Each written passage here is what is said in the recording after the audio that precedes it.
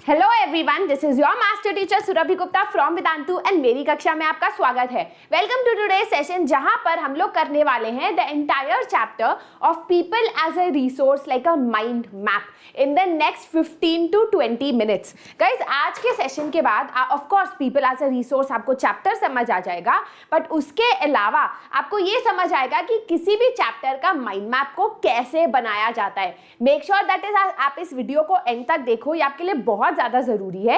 And इसको share जरूर करना अपने दोस्तों के साथ, so that even they know how to make a mind map. ज्यादा से ज्यादातर लोगों तक हमारे वीडियोस पहुंचे एंड बच्चों को पता चले क्लास 9 and 10 एसएसटी मतलब सुरभि मैम। ठीक है, चलो शुरुआत करते हैं विद द चैप्टर। वीडियो को लाइक जरूर करना अगर आपको ये कॉन्सेप्ट अच्छा लगा तो। Do not forget to subscribe to the channel of Vedantu class 9। ये चैनल हम इसीलिए लाए हैं जिसे क्लास 10 पे जोर लगाते लगाते क्लास 9 कहीं पीछे ना रह जाए। क्लास 9 स्पेसिफिक ये पूरा चैनल है जहां पर हम क्लास 9 के बच्चों के लिए मोटिवेशनल, एजुकेशनल टिप्स और ट्रिक्स वीडियोस लाते हैं। So make sure that you subscribe to the channel. ठीक है, चलो शुरुआत करते हैं। नाउ सबसे पहले आपको अपनी नोटबुक में लिखना है people as a resource mind map. जब हम बोलते हैं पीपल एज अ रिसोर्स, हम किन लोगों की बात कर रहे हैं? हम बात कर रहे हैं कंट्रीज वर्किंग पॉपुलेशन की। मतलब जो लोग 15 साल के ऊपर है टिल 60 इयर्स, जब तक वो रिटायर नहीं होते, वो होती है वर्किंग पॉपुलेशन। उनके प्रोडक्टिव स्किल्स और एबिलिटी के बेसिस पे हम देखते हैं अगर पीपल रिसोर्स है या लायबिलिटी है। एसेट मतलब एक रिसोर्स, एसेट मतलब एक पॉजिटिव, लायबिलिटी मतलब नेगेटिव, राइट? तो कंट्री के वर्किंग पॉपुलेशन, उनके प्रोडक्टिव स्किल्स और एबिलिटी के बेसिस पे लोग संसाधन या रिसोर्स होते हैं।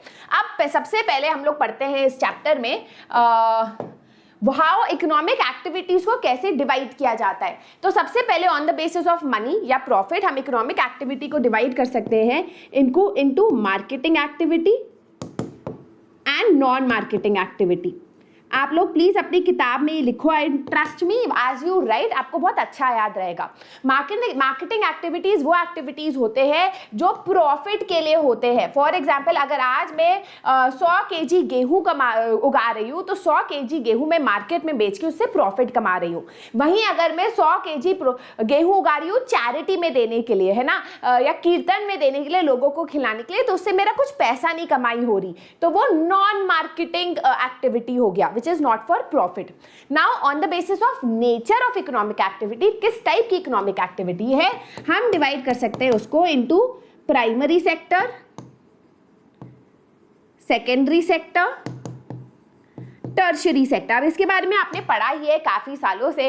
प्राइमरी सेक्टर होता है एग्रीकल्चरल सेक्टर, जहां पर आप डायरेक्टली एक नेचुरल चीज को यूज कर रहे हो, एक्सट्रैक्ट कर रहे हो। फॉर एग्जांपल एग्रीकल्चर हो गया, माइनिंग हो गया, फिशिंग हो गया, डेयरी फार्मिंग हो गया। इन सब चीजों में आप एक नेचुरल प्रोडक्ट को या तो एक्सट्रैक्ट कर रहे हो या उगा रहे हो, है ना, that is your primary sector. Secondary sector को हम लोग बोलते हैं मैन्युफैक्चरिंग सेक्टर भी। सेकेंडरी सेक्टर में जो प्राइमरी सेक्टर से आपको सामान मिलता है, रॉ मटेरियल मिलता है, उसको प्रोसेस करते हो आप फैक्ट्री में, इंडस्ट्री में, और फिर एक फिनिश्ड प्रोडक्ट बनाते हो। फॉर एग्जांपल कॉटन से कॉटन टी शर्ट, टमाटर से टमाटर सॉस, है ना। फिर आता है टर्शियरी सेक्टर, जिसको आप सर्विस सेक्टर भी बोलते हो। इस सेक्टर में कोई गुड या सर्विस प्रोड्यूस नहीं किया जाता, यहां सिर्फ सर्विसेज प्रोवाइड होती है, कोई गुड्स प्रोड्यूस नहीं होता। सॉरी, यहां पर सिर्फ सर्विसेज प्रोवाइड होती है। जैसे टीचिंग हो गया, मैं कोई गुड प्रोड्यूस नहीं कर रही, ट्रांसपोर्टेशन हो गया, एडवर्टाइजमेंट हो गया, ये टर्शियरी सेक्टर होता है। ठीक है, so on the basis of economic activity 3 type of sectors है। Now on the basis of terms of work या कंडीशंस, किस टाइप का काम है, क्या कंडीशंस है काम की, हम काम को डिवाइड कर सकते हैं into organise sector and unorganise sector. ठीक है, ऑर्गेनाइज सेक्टर वो होता है जो गवर्नमेंट रेगुलेशन के अंडर आता है, which comes under government regulation. यहाँ पे जो लोग हैं उनको प्रॉपर सैलरी मिलती है, अगर उनको जॉब से निकाला जा रहा है तो प्रायर नोटिस दिया जाता है, छुट्टियां लेते हैं तो छुट्टियों की भी सैलरी मिलती है, पेड लीव्स होती है।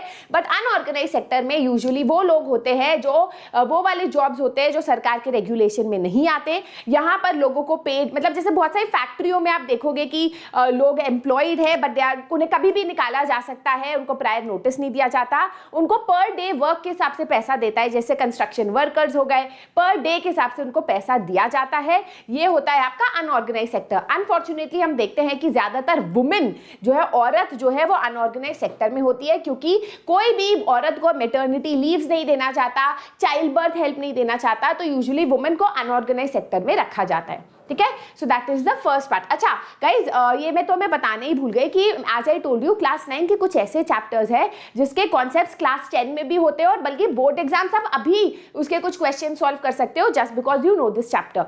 तो ये वाला वो वाला चैप्टर है अगर जो आपको क्लियर होना ही चाहिए if you want your class 10 board exams to go well. ठीक है, अब हम आते हैं क्वालिटी ऑफ एजुकेशन, पॉपुलेशन पे। नाउ पॉपुलेशन की क्वालिटी इंप्रूव करने के लिए हमें दो चीजों पे इन्वेस्ट करना पड़ेगा, पैसा खर्च करना पड़ेगा। पहला है हेल्थ और दूसरा है एजुकेशन। हेल्थ होता है एबिलिटी टू फाइट इलनेस, कि अगर आज हम बीमार हो गए हम कितना जल्दी रिकवर करते हैं, कितना हमारे अंदर स्ट्रेंथ है, न्यूट्रिशन है, उसको हम हेल्थ बोलते हैं। हेल्थ जो है, अगर हम एक हेल्दी पर्सन है तो ये एसेट है ऑर्गेनाइजेशन के लिए, इकोनॉमी के लिए, हमारे फैमिली के लिए, क्योंकि अगर हम हेल्दी होंगे तो हम अपने पोटेंशियल तक काम कर पाएंगे और ज्यादा जो है कमा पाएंगे और ज्यादा प्रोडक्टिविटी दे पाएंगे। The aim of the national health policy are 3। पहला इज फैमिली वेलफेयर, ठीक है, दूसरा इज न्यूट्रिशन एंड तीसरा is focus on the underprivileged. ठीक है, so these are the 3 aims of the national, sorry मुझे लगा कुछ आवाज आई, नेशनल हेल्थ पॉलिसी, राइट। अब हम आते हैं एजुकेशन पे। नाउ एजुकेशन, अगर आपको अगर एक एजुकेटेड इंसान है तो उसका क्या फायदा होता है, it contributes to economic growth.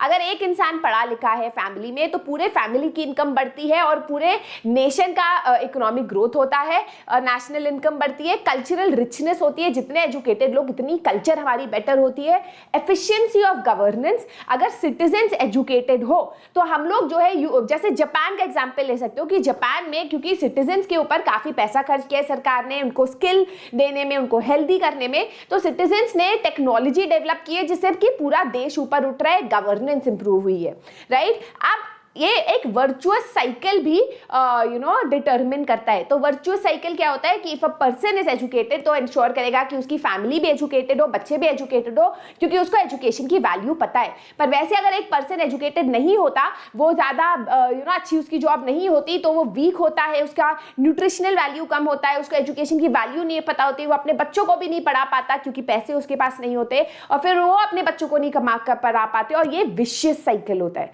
तो अगर हम एजुकेशन देंगे तो that will lead to a virtuous cycle.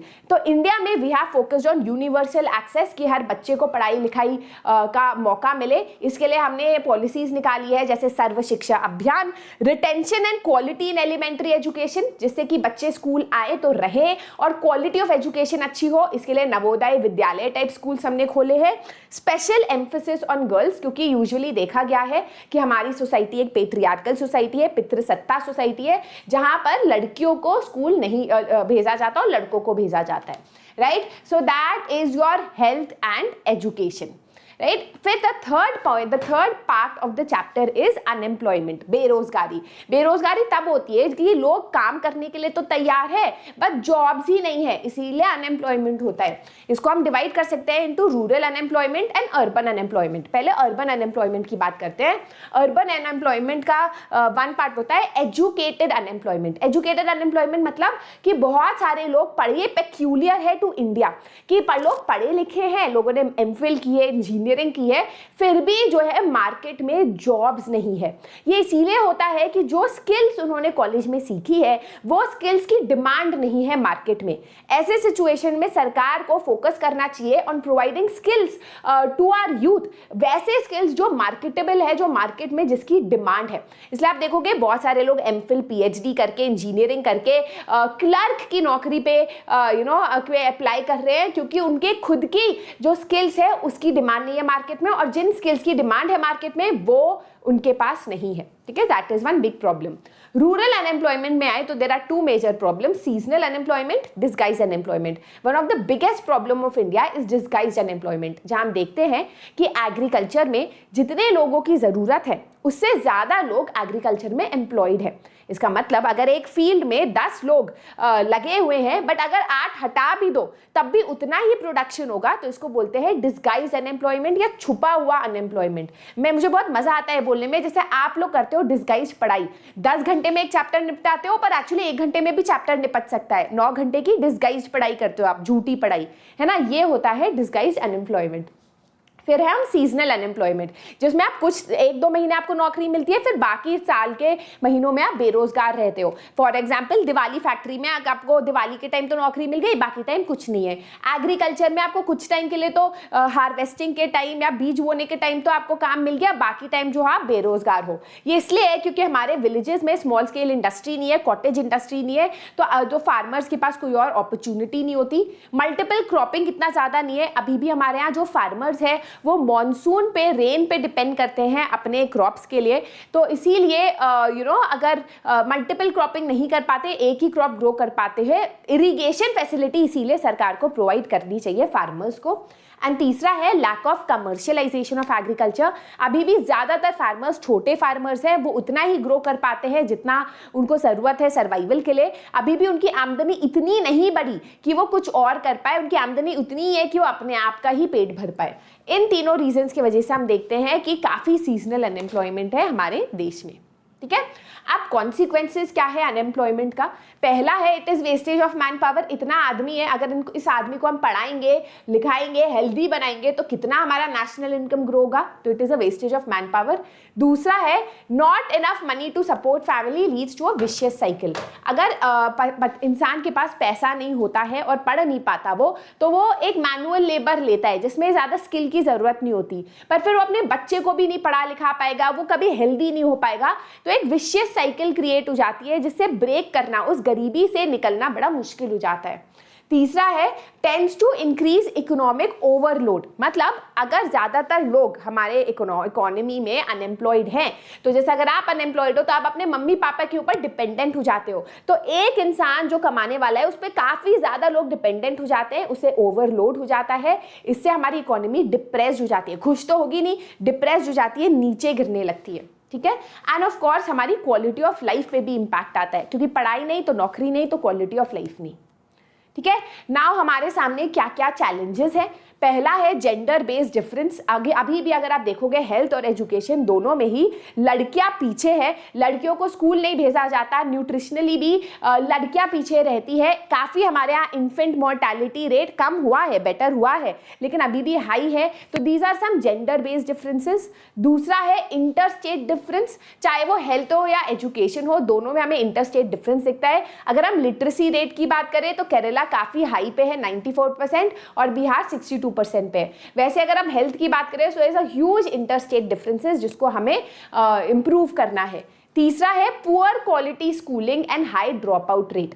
तो गाइज हमारे यहाँ एनरोलमेंट रेशियो तो हमने बढ़ाया, जितने बच्चे एनरोल कर रहे हैं, बट बहुत ज़्यादा हाई हमारे यहाँ स्कूल ड्रॉप आउट्स है, क्योंकि हमारी क्वालिटी अच्छी नहीं है और उस पर हमें इम्प्रूव करना है। हमारे स्कूलिंग आउटकम्स पे हमें इंश्योर करना है कि बच्चे स्कूल आए तो बच्चे स्कूल में रहे, रिटेन्ड रहे, है ना। चौथा है फोकसिंग ऑन इंफ्रास्ट्रक्चर। हेल्थ के मामले में हमें इंफ्रास्ट्रक्चर पे फोकस करना है। अभी भी बहुत सारे ऐसे गांव हैं जहां बेसिक हेल्थ इंफ्रास्ट्रक्चर नहीं है, राइट। तो इस तरीके से बनाते हैं हम mind map of the chapter. तो मैं आपको सारे स्लाइड्स एक बार दिखा देती हूँ, if you want to take a screenshot, नहीं तो मैं इसको टेलीग्राम पे भी डालूंगी, तो आप हमें टेलीग्राम पे भी फॉलो कर सकते हो।